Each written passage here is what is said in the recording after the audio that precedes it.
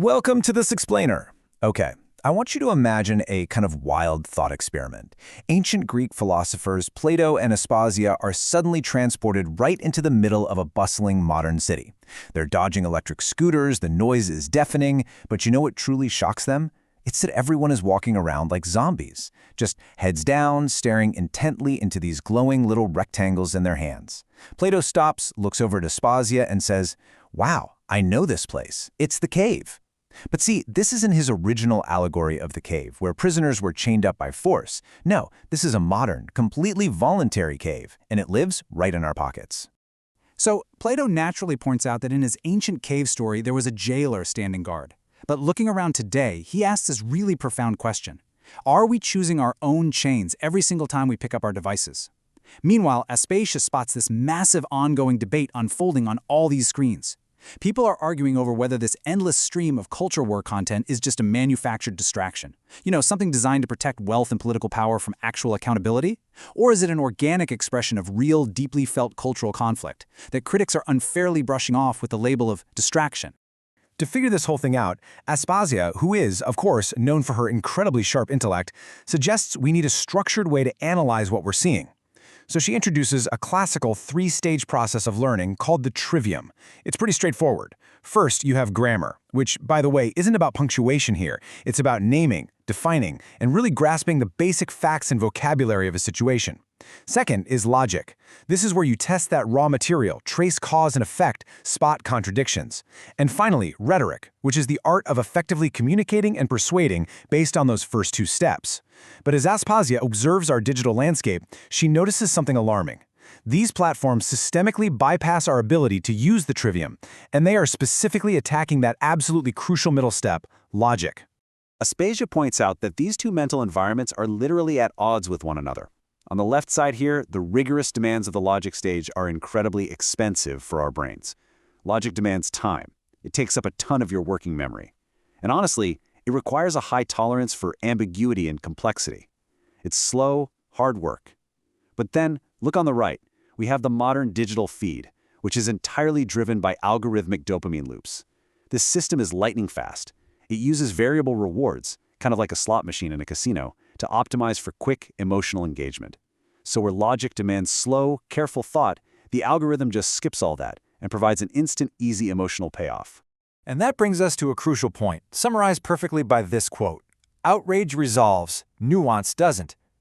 When you're scrolling on your phone, the algorithm is definitely not designed to reward a complex, slow-building logical argument. It wants to reward a 90-second punchline. Reason's debate is actually pretty unsatisfying because real-world problems are messy. But the medium routes around the debate entirely. It hands you this feeling of righteous outrage, which gives your brain a quick, clean sense of resolution. And frankly, nuance just can't compete with that feeling. So Plato realizes this dopamine loop naturally builds into what we can call the architecture of digital outrage. The platforms structurally favor anger simply because it works incredibly well for their business models. First off, it prioritizes emotional satisfaction over hard intellectual work. Secondly, it gives the viewer a clean villain. Think about it. If you're looking at a complex tax provision or a regulatory markup, it's procedurally boring. There's no obvious bad guy to get mad at. But an outrage video, that gives you someone very specific to blame. By doing this, the content completely bypasses procedural complexity and successfully maximizes your time on screen.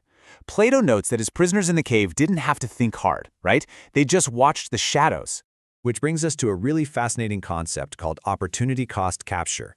Aspasia points out that in our modern world, concentrated wealth and political power don't actually need to censor accountability journalism. They don't have to ban it or hide it at all. They just have to rely on an ecosystem where outrage is inherently more profitable to the platforms than technical governance. The outrage literally does the bearing on its own. To put that into perspective, just look at the real-world engagement metrics here. A viral culture war flashpoint, maybe it's a school board fight or a celebrity controversy totally stripped of its context, is emotionally combustible. It easily clears the bar to grab our attention. Now compare that to a vital regulatory policy change. Say, whether a massive pesticide manufacturer gets to remain exempt from certain liability standards. The bar for engagement there is painfully low. The viral fight is going to economically outcompete the boring but super high-stakes regulatory decision every single time. It's a complete hijacking of our attention. So this sets up what we call the incentive gradient, shadows over reality. Plato looks at this incentive gradient and points out that these shadows aren't necessarily being cast by some smoky room of puppeteers. They're cast by an algorithm. An incentive structure that rewards distraction will reliably produce distraction, making it so much easier to stare at emotional shadows than to actually confront reality. But Aspasia, always the rigorous thinker, insists we test our logic and look at both sides of this debate completely fairly. On the left, you've got the engineered cave perspective, the idea that the attention economy is optimized for anger, outrage buries accountability, and the structurally advantages concentrated wealth. But on the right, there's a really strong counterargument. Critics of this view argue that calling something a distraction is often just an unfalsifiable rhetorical trick, used by one political side to delegitimize the other.